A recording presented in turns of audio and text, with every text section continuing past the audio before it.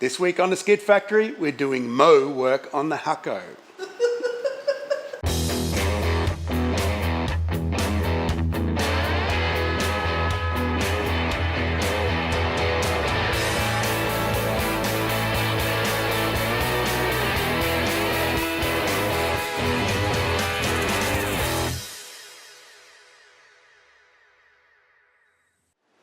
We're a bit over halfway through our Movember month, so head on over to our mow space over here. Wrong corner. You know which corner it is. I don't.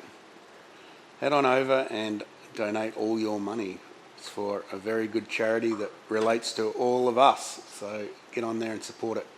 As you can see, we're well on the way to some filthy mows.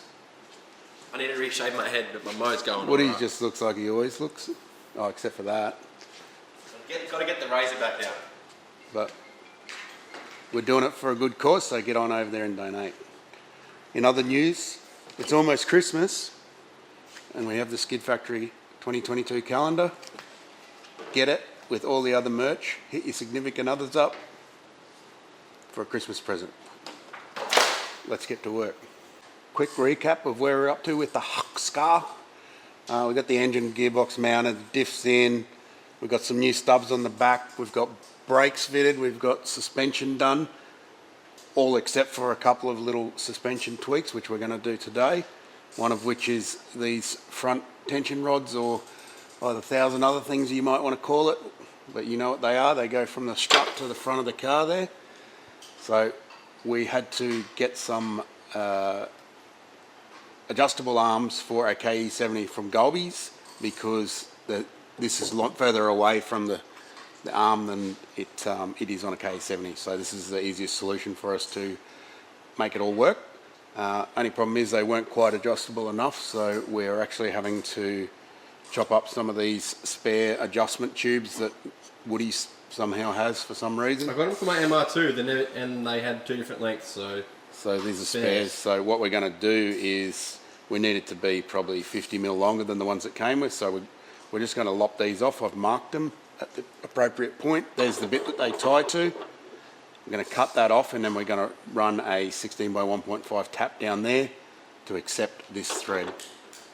So we'll have a spare one left over with a left-hand thread on the other end. No, we won't. We'll have a right-hand thread.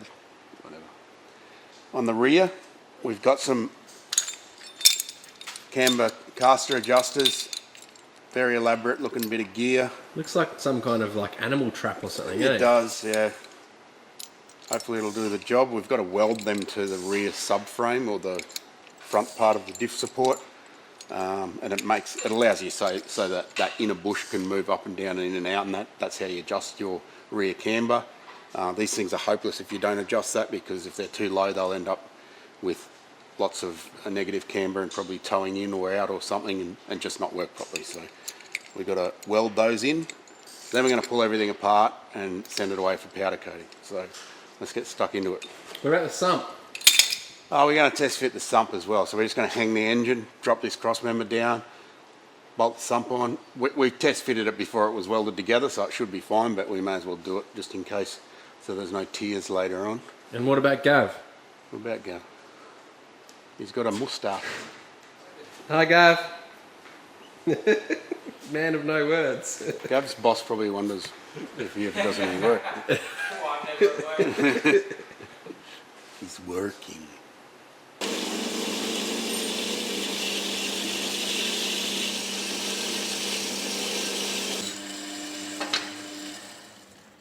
Is there any reason why that wasn't close to the mark you made? I made 2 marks and then averaged them. Measure twice, cut once, but take the average of the 2 measurements. Measure, cut, curse, measure, then cut again.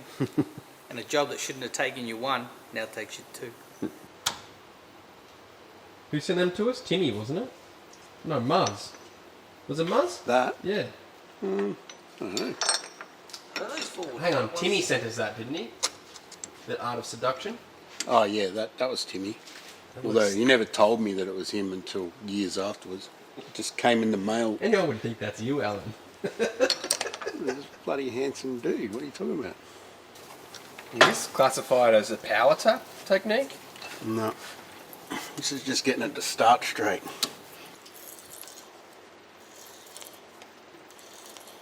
You tap life. It's good, isn't it? It's nice. That looks mint, Alan. I'm so glad that I kept them. Yeah, they did come in handy.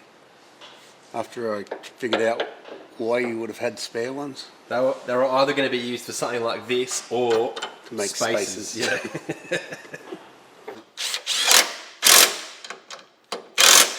Now that we've got the new caster rods in there, adjusted up, working good, we've then moved on to seeing which sway bar is going to work. So we probably could have used either one of them, but the original sway bar's a bit less complicated bend-wise than the K70 one, so we've sort of mocked that up in there for the moment. The new shed dog's making a racket. So now we've got to just pull the strut out, take the spring out so we can run it through the suspension range, because you've got to make sure that none of these things touch each other as they go through the range. So we'll do that. If that all works out, then we'll cut a little hole here, drop a bolt down through. That'll be the other anchor point for the sway bar. We've got a couple of 10mm spaces that Woody's made on there to make it clear the side here. So hopefully it'll all work. This is the new shed dog. His name's Roger. He's 8 weeks old at the moment. So thanks for everyone that gave their condolences for the loss of Rumbles. He actually had a tumour in his stomach, and it's been there for a little while, but he just sort of went downhill really quickly, and that was it. So it was a bit of a shock for us. We thought we'd have him for a bit longer, but we happened upon Roger via our friend Macca with the RB20 Corona. It was his sister-in-law had a litter of pups, so I guess it was meant to be. So now we're training him to be the shed dog. And he actually likes me. And he actually likes Woody, which is amazing. Because Rumbles didn't. He might have been a good judge of character. I think that's some bumps up there, bro. Nothing gets that side, no? Perfect. Drift lock, bros.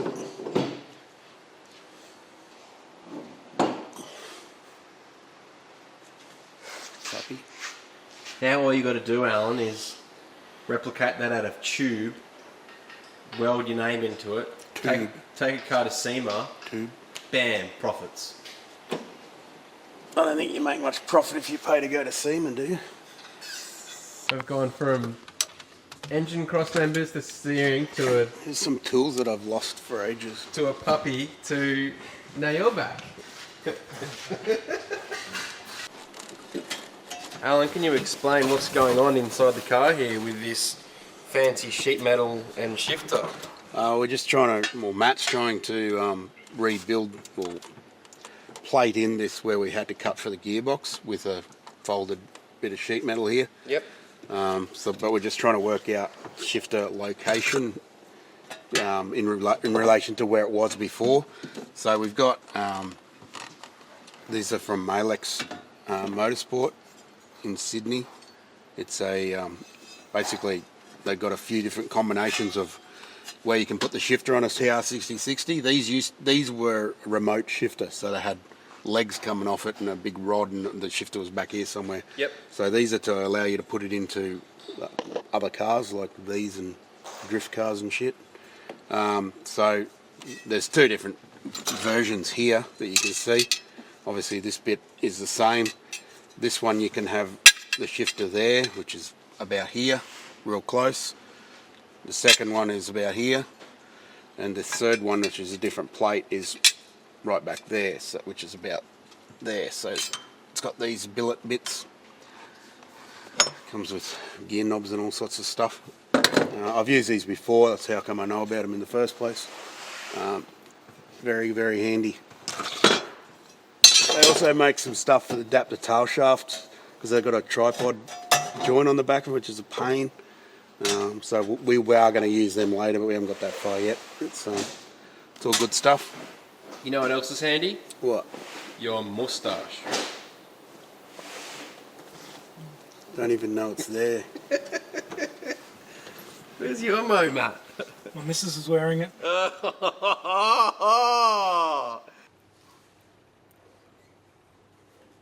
No, what you should do is actually engrave it so then when we powder coat it, it's always there. Yeah, That's a sick idea. yeah. Love my kids. Yeah, of course. Is the completed sump. We started with that billet piece that we got from Nelson and also that rail piece. Matt's then folded up this piece here, and we actually brought it back and held it all up there. This piece was also pre-folded. Nelson wanted 8 litres of oil capacity. That's what he preferred. We couldn't get that far. It is a bit of a compromise. There's not a lot of space. We ended up with about a 6 litre capacity. We've got an external pickup. So there will be a hose that comes out of here, which used to be the oil pickup, and then comes around and picks up from there. So this is a dry sump pickup. It's got a screen on the end of it. In theory, it's not ideal to have it on one side like that, but not everything is perfect.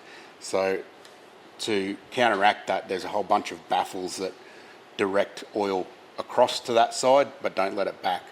And also these drain holes here, there's a large one that sort of more directs it back over this side. So ideally we probably would have had a dry sump, but that's about $6,000 worth. So It's about 6 months too late. we're going to go with this, and we will change it later if it doesn't work, but we'll see how it goes. Again, big thanks to Matt. He's always on hand to sort out our failures or fix things that we can't fix, and also Bully. He's also always there for us when we need him. Matt's one of those guys. Matt's like a top tiered Patreon times 25. Without Matt, the show wouldn't continue. Yeah, pretty much. Thanks, Matt. You're a legend. We supported the engine with a engine support thingy that we borrowed off Hulkosuka, and dropped the crossmember down so we could slide the sump in, bolted it on with a few bolts so we could see whether it was clashing with if anything. We've got to trim the steering rack casting a little bit. I already knew that, and just a few other little bits and pieces that have got to be trimmed back just to give it a bit of space. I've written all that down because once we pull the engine out, I'll have to refer to that, because otherwise you forget something and then get everything back from powder coating and then have to grind something off, which we don't want to do. So it's looking all right. We've got a dipstick from just an auto trans dipstick that's flexible that Matt's put a boss into the sump for that. That will just get screwed to the firewall up the back there. Other than that, we're probably almost ready to pull everything apart. Righto, we've got everything sorted with all our welding and mounts and sumps and everything, and now it's time to pull the engine back out. Woody's under there undoing some transmission mounts. I might get that jack actually, just to be safe. Where is the jack? We've removed the cross member altogether. It's over here. I'm just going to finish welding it up. Righto, you're off the jack now. I'll probably lock it lower. I don't know. Yeah.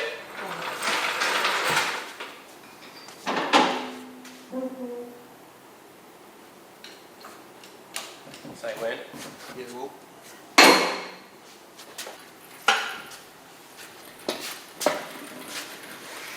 Great success.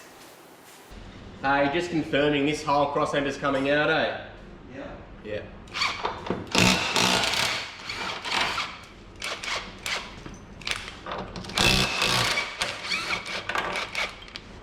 Engine's out and on the stand. We've got the front cross member and rear cross member and all the suspension out of the car. It's just a shell just dangling there now. And pedal beater Mark is going to come and finish off his work that he needs to do. And we're going to paint the engine bay. This stuff's all going to powder coat after it gets sandblasted. We've got the rear cross member there as well. It's got some adjusters welded on it for the camber and caster in the rear. That's got to go too. This has got to have the sump fitted to it. So we're going to flip it upside down and fiddle around with some O-rings and stuff and glue the sump on and get that all sorted. We've got these billet covers from Hartley's, beautifully engraved with the Skid Factory and Hulkosuka, which is what Gav calls his car. It's even got engraving on the inside for idiots. that try and bolt this on the right side when it won't work. That's something that I would do. So we'll fit them up before we put it back in the car. Nothing's got to happen to the gearbox, is it? That's finished, eh? That's all good. Gearbox is okay. We just got to fit the shifter and everything to it, maybe give it a clean. We've got the clutch and flywheel and everything that's got to be bolted on, and I think I need to get a new concentric slave and some remote hoses and stuff to operate it. But that's all good as well. Actually, we'll have to do that before we put it in the car, yeah. Otherwise we'll hate ourselves. Write that down, actually. I'll write that down on the list. We've got a list of stuff that needs to be done before everything goes back together. So what we're hoping for now is to get all this away, get it sandblasted, get it across to Ryan to get powder coated, and by next week sometime, hopefully we'll have everything back ready to go and we can actually assemble the car back together, which is a long time coming. Instagram photos. So we're pretty keen on that. Oh, you've also got to return that engine crane thing to Old Cock, don't forget. Cool. I'm just speaking my mind right now. I probably will forget. I'll put it in the car. You just want me to say old cock lot, so you've got to do a lot of old cock things? Please don't. Thanks for watching as always. Don't forget to go to our MoSpace. It sounds like 99 or something, 2002. Sounds like something Woody would have had. We're not growing these filthy mows for nothing. Can I ask you, did you have a MySpace back in the day? No, it's not. I'm not a child. Point to the corner. Is it MoSpace? Yeah, it's MySpace. Yeah, head on over to our MoSpace. Oh, correct corner. Yeah, dog. Celebrations. And donate whatever you can. It's for a great cause. It's for something that we're really passionate about, men's health, men's mental health, and testicular cancer, of course. No one wants their testicles to be cancerous. And until next time, for all the good stuff, we've got you covered. I'd totally be in your top 8 if I was in MySpace friend, eh? I don't even know what that means. You need to upgrade to a top 16 maybe because you got so many friends. I still don't know what you're talking about. You see how old I am, right?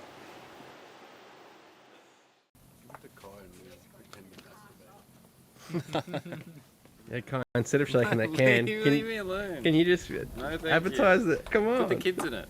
You guys want to be on YouTube? Yes. You can just yell out. You got dad. Where do we Hi, hello. where do we buy a calendar from, Gromit? Say this. www.skidfactory.com. Skidfactory.com. There you go. Sponsorship. You can send me an invoice later or Yeah, what? I will. Where's your car? How about that, Roger? Rogie? Reginald. Roginald.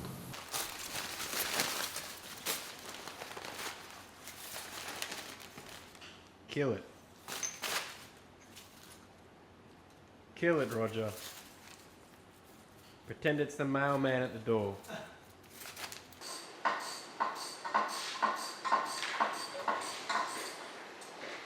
Pretty noisy over there, huh? How much rap? Fucking workshop. It's a film studio, bro. Me bad. No wonder he never gets any work done. Nothing like that. Nothing like Lifting. Special delivery. Should I... And check this out. Represent. Oh, represent. Get these at theskidfactory.com. Oh, he's all over it.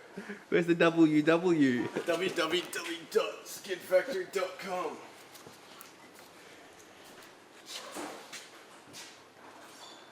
Now I can see where he got all that jeans from. Jeans. His mother. He's not wearing jeans. It's like the Bedford again. No crossmember, no worries. Wi-Fi crossmember. What's the Wi-Fi password? VK56 570. HP.